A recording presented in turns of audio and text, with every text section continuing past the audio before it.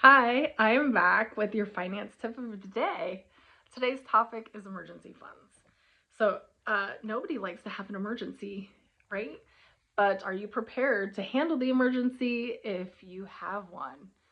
Um, Here's some stats for you about how many people do and don't have emergency funds.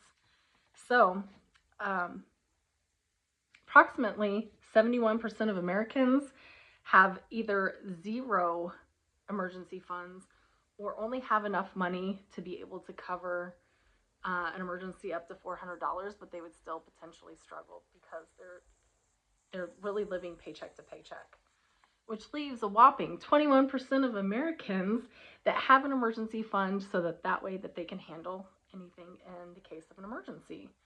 What does that equal out to people? It means 56 million Americans have an emergency fund, so yay them, and I've rounded these numbers. It also means that 189 million Americans have no emergency fund or very limited amounts of money to go towards an emergency in case one happens. So I suggest to everyone that they should have an emergency fund. So if I'm talking to somebody about finances or I'm trying to help either my son, one of the first things that I do for him is be like, okay, we need to get you an emergency fund. As for goals for these emergency funds, my goal would be for everybody to have at least $1,000 set aside in case of an emergency. And this is actual true emergencies.